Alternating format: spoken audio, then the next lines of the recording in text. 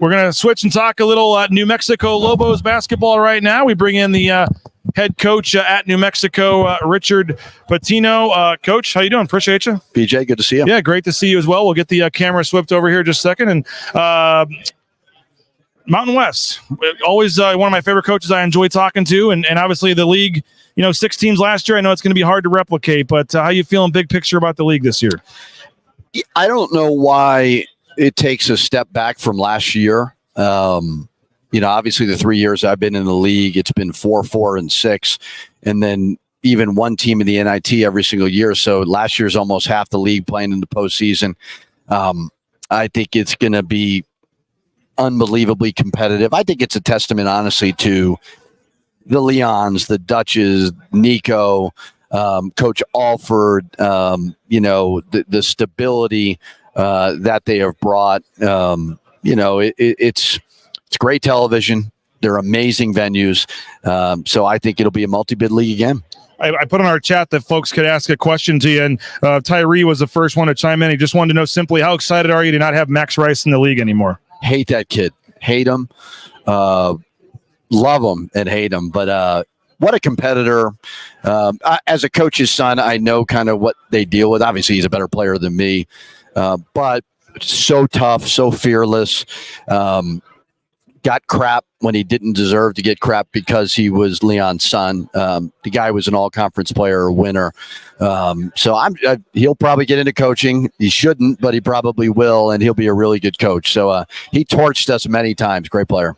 It's crazy. I mean, it's going to be weird to see a Boise State team without him. It's going to be weird to see Colorado State without Isaiah Stevens. Some of your players that are now gone. I mean, it's becoming more common with guys transferring. With these guys that do stay 4, 5, 6 years, that the home team fans get connected to, the visiting teams, hate, and then when they leave, it's there is a little bit of a new feel to some of these teams. Yeah, and that's you need to talk more about the Max Rices, Tyson Degenhardt, the Stanley, the guys that stay, Jalen House, Donovan, Dent, Nelly, because everybody's being re-recruited every single year. And that doesn't make them horrible people by any means, but just celebrate the ones that do stay. Obviously, Max wouldn't transfer, I wouldn't they were trying to get him a little extra NIL money before his last year, and they tried to put out some weird thing that he may not come back. Yeah, that wasn't happening. Yeah. I think this league, hopefully, we continue to see guys that appreciate what they have, and they're not necessarily, we don't have the resources of the highest level, right? But hopefully they do appreciate these cool places like Boise and obviously San Diego and Albuquerque and Colorado Springs, Fort Collins, et cetera, because they are some great basketball situations. Your team, obviously, I was reading Jeff Grammer's article, and I kind of chuckled because he had, the 4 questions you're likely to get asked, and they were the obvious 4 questions about your team this year, replacing who you lost, and then some of your guys taking that next step. I mean, overall, how do you feel about the group you have? Well, you lose 3 all-conference players in House, Mash, and JT. I think JT was the one we kind of anticipated would either go to the NBA or come back. And right at the 11th hour, he decides to move on, and that's okay. I mean, he helped us go to an NCAA tournament, so I don't begrudge him by any means. But we'll probably miss that size at that spot. But I tell you what, when you have a guy like Donovan Dent and the ability to pass the ball like he does, it is infectious. So it'll look different. It really will. We scheduled a little bit like Boise did last year. My last 2 teams lost 1 game in the non-conference, not because I'm some amazing coach, but we had a favorable schedule, certainly, where we're way more challenging and daunting. So how do we handle that? I don't know. How does our rabid fan base handle that? I don't know. But it'll be good, and we'll get better from it. Have you figured out, I mean, you said you did it your way, and you guys may have not have gotten in if you didn't win the tournament. Boise State did it their way and almost didn't get in, apparently. Yeah. I mean, have you guys, I said something the other day about, okay, the Ken Palm's out, and all the fans were like, well, that didn't matter last year. We're not paying attention to it this year. Like, what have you figured out what matters or what should matter or how that's going to work? I'm going to try really hard not to say the word net this year and Ken Palm. Now, I look at Ken Palm religiously, but it was inconceivable to me to be, I think, 22 in the net, and we were top 30 in Ken Palm, and being in a situation where we may not have been in. So What I know here, what I can figure out is just play a tough schedule, and challenge yourself as much as you can. It is not easy for our league to do that. I think everybody's talked a lot about that. But we were able to get in a really good MTE, which helps. And then obviously to play a St. John's in the Garden, to play UCLA here, to start a home and home with preseason favorite in the Atlantic 10 and VCU helps. So I think just playing a tough non-conference, but it's hard when you got a fan base that loves it as much as we do. We got to make sure that they don't go crazy if we drop a couple early, see that big picture, and be able to handle all that. What do you make of Boise State's team this year? Anytime you have Degenhart and Stanley back, veterans relish the way that Boise plays, winners. Degenhart's one of my favorite, not only players, but he's just a really good person. I like him a lot. I don't know Stanley as well, but Cardenas was always a guy that I loved. Loved the way he plays. I thought Miles put him in a lot of really good situations. So, I think they're picked one. That doesn't surprise me by any means. Leon's done an amazing job of just consistently building a winner in a football school, so to speak, where now they're a legit player. So not going to be an easy out, well coached. And they're like a throwback kind of Big Ten team where they're going to beat you up. And we know we got to be ready. One of those games, they had just a huge rebounding edge on you, I think. Is that just when you face a Leon Rice team, if you don't even look at the roster, when I say you're playing a Leon Rice team, what are you going to face? Yeah, I think it was at our place. They just obliterated us, I think. They're big and strong, and we had to change the way that we played in the conference tournament and had to get bigger. And, I think San Diego State probably set that tone early in this process in the Mountain West. And I don't know Coach Rice's teams early, but I'm sure he recruited to that. So physical, like I said, they remind me not quite as slow tempo, but of a Wisconsin type team where every possession is going to matter. Now, you only got one preseason vote, and I know Jeff Grammer put his ballot out there. It wasn't him. Do you feel like you guys should have gotten a little more respect for – you guys finished second. I mean, that's not hard. That's a lot of respect, but only one of, I think, 28 first-place votes. No, I don't care about those things. I mean, I got 11 coaches here I'm talking to. I'm trying to get something I can clip off and put on Twitter. So if you got any bulletin board stuff for me, whatever you want to rip on, I'd be happy to. I never want to be picked to win it. Yeah. Now my illustrious career, I haven't been picked to win it a lot. So, but I ideally I want to be picked about 5th or 6th. Okay. But we've got a basketball situation where expectations are very, very high. So it's not like you're going to fly under the radar. I didn't realize it probably in year one, but teams get excited to play in the pit. So you're going to get everybody's best shot. And now that we're moderately good, right? Now we're really going to get everybody's shot. So, you want enthusiasm about your program, and obviously when you're picked high, that'll come with it. What do you make just about the current state of college basketball as a whole, and just the way things are going with rules and NIL and transfer portal, and you've been around it for a long time and kind of seen this evolve to where it is now. Where are you with where we're at? I hate it all. You didn't bring up realignment. No, I mean, I was just going to get to that. We saw some of your tweets. Yeah, I mean, I think on the current NIL, I think is great for what it started as, which is you got a really good player in Tyson Degenhart who's from that area, and he has produced and he has won. He should be able to certainly monetize his name, image, and likeness. So I love the fact that our guys are able to reap the rewards of what they've done, but there are certainly no guardrails. It's all one-sided right now, which is cool. They deserve a lot of that, but it's very, very hard for stability and all those things. But you got to embrace it, adapt or die. Right, one of my favorite movies, Moneyball. So you deal with it best you can. You don't fight it. You don't complain about it. You embrace whatever the rules are. The hard part is it just changes so much, so you don't know where it's going. So hopefully, whenever this House settlement passes, maybe that'll provide a little bit more clarity where we're all moving towards. You said on Twitter you have this persona that you just hate coming down here to these days. And last year when I asked you about it, you said it was kind of like a wedding. You don't really want to go, and then once you get here, it's not that bad. I mean, I know it's early still, but are you doing okay? Or that's a pretty good, It's like going to a wedding. I mean, I'm hoping I get sick. I'm hoping the plane gets delayed, canceled, whatever. And then I get here and it's not so bad. No, honestly, I'm half kidding when I crap on Mountain West Media Day, but it is good. It's a good kickoff. But at the end, the games are what matter, and they're obviously coming around the corner. You did tweet something also about by the way, you don't follow me, Coach. What I got to do to get a follow on, on social I'll media? Take care of that today. Yeah. What do you, this whole real, you joked like, okay, we're done rooting for teams in our conference or whatever.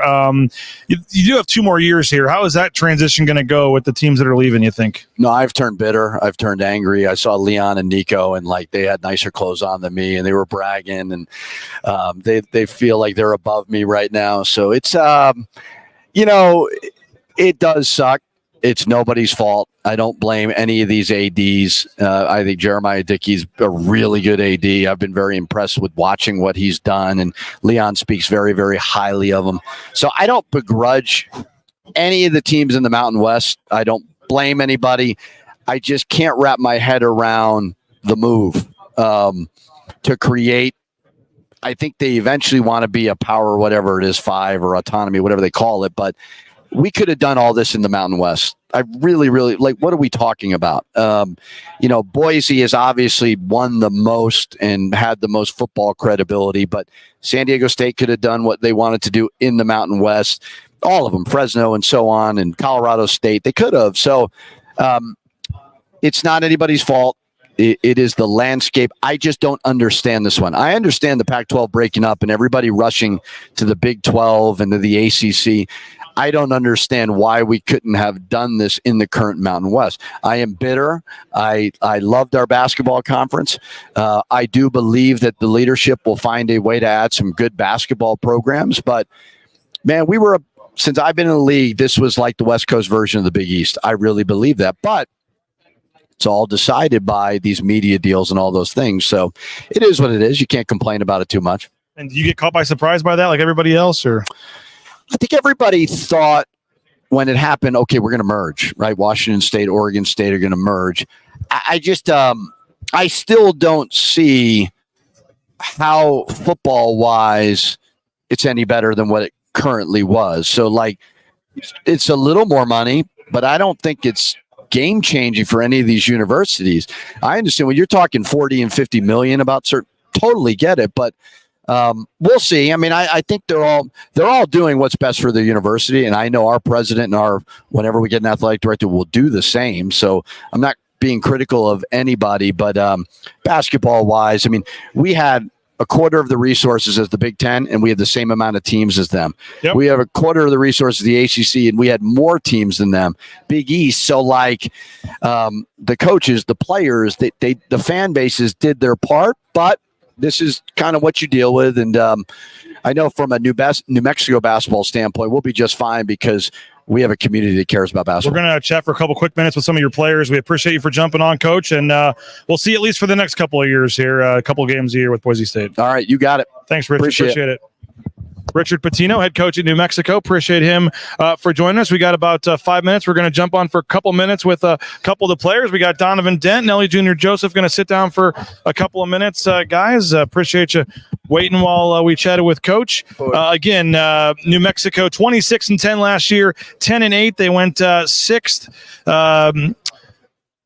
And again, picked second here in the preseason poll. Donovan Dent lands on the all-conference team, and we welcome in, as we said, Donovan Dent and Nelly Jr. Joseph. Guys, appreciate you for coming on. How you doing? Good. How about you? Doing great. What's your thoughts on being on the pick second in the league here? It's awesome. We talked about it before we came out here. We're like, see where we're at, go from there. Coach P talking about like just take it one game at a time. So we're excited how they recognize us.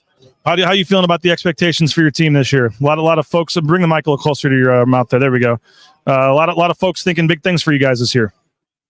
I think we're ready for each game. We're gonna take each game at a time this season. We don't really care about the preseason poll. How much more comfortable, confident do you feel in your second year with the program here? I feel confident in myself, my team, my second year. Donovan, for you, the big storyline is kind of going from having those other guys with you to now kind of being the guy. How ready are you for what's coming your way? I'm excited. Me and Coach P have been working all summer about it, talking about it. I'm excited. It's a big step. I'm ready to take it. Where is the biggest thing that you have to try to make up for as a team with losing the guys you lost? Taking that leadership role and just taking that leadership role as well on defense. We lost Jalen House, who's a great on-ball defender, all over everyone. Just taking that next step as me personally, just being a pest on the ball and just leading the team really. You probably got a lot of votes for preseason player of the year. I know it went to Tyson Degenhart. Did you think you deserved that, or? I mean, I'm not really too caught up on all that. I mean, congrats to Tyson, great player, love the kid. Just kind of going from there. You guys get a lot of bad. We cover Boise State. But, I mean, you guys get a lot of bad. It seems like every game, and even well before you guys got here, though, the overtime games down to the wire games. I mean, I guess that's just how it is in the Mountain West with every team. But when you play Boise State, do you know it's going to be a good game? Oh, 100% every year. When we have the Boise State game schedule on our schedule, that home crowd we know is going to be there for us when we play you guys. Just like when we know when we go to you guys, it's going to be there. Where are the hardest places in the league to go play? Oh, it's definitely San Diego State and Boise State. Like those are the two places where those crowds are going to be into. And Nevada. Nevada's pretty underground, but they're rough to play at. What Oh my God, I forgot about Utah State. Yeah. Yeah, that's not necessarily an easy one either. No, we played it last year. I remember they had like this big board of Brown. They had like a big monster thing, and we're like, what the hell is going on? Oh, they're pretty funny. They had a little like counter for the Leon Rice crying counter or something. Every time he'd complain about a call, they'd put another number up there. Like they got some fun. They can bring it pretty good. What do you feel about the team this year and just where you guys are going to be? Your strengths of the team. Yeah, I feel like we're gonna be good this year, offensive and defensively. We're gonna be ready for any team. How ready is this guy to dominate this league? Yeah, very, very ready. Super ready. What about for seeing him obviously in year two and with JT leaving, but him kind of having that experience now and being that guy? I mean, how he's right up there in terms of one of the best big men in the league, and what are your thoughts on what he can do this year? No, it's so much better. It's like a crazy transformation from last year to this year. Like catching the ball, finishing, just playing like we saw him play against us when he was I don't know. I think him getting here late last year affected him a little bit, but him being here this whole summer with us, it's a totally different ballgame. What's the excitement level for Lobo basketball down in Albuquerque right now? It's high right now. Fans, we've been having a little stuff with the community. It's high right now. They praising our young freshmen, love them. They're going to be great. Our transfers, it's looking good for us this year. Which transfers do fans maybe in Boise or somewhere else not know about? Who's a guy or two that they're going to know about pretty quickly here? I think the first one they're going to really be introduced is CJ Nolan. He's a transfer from North Tech. He's going to be so good for us, I think. And, this league, we mentioned the road venues, every game. I mean, 6 teams in the tournament last year. I mean, do you guys, is this a fun league to play in? Oh, it's amazing. There's no better league. It's amazing. What about Alvaro Cardenas, playing against him and coming over to Boise State this year too? What are your thoughts on him? I was shocked when he came. I did not see him come here at all. It was crazy to see him leave San Jose. That's a big piece, and it's going to be interesting to see how we got to guard you guys this year. And I know with your team, it's you got 4 guys that have at least 17. I think 4 guys are back with at least 17 minutes per game, which may not seem like a lot, but it's kind of rare nowadays. I mean, just to have a couple of your guys off the bench from last year too that are back in U2. I mean, how is that cohesiveness going to help you guys? I think it's big. I think it's showing the transfers and all that because you don't want to full new team every year. You want to have some people that stick around. They show them how we play in our system. So I think it's great to have multiple pieces that can help us do that. Well, we appreciate both of you guys for stopping by. Best of luck this season, and we'll see you down the road. Appreciate it. Donovan, Dent, Nelly Jr., Joseph, appreciate you guys for jumping on for a few minutes here on Bronco Nation News.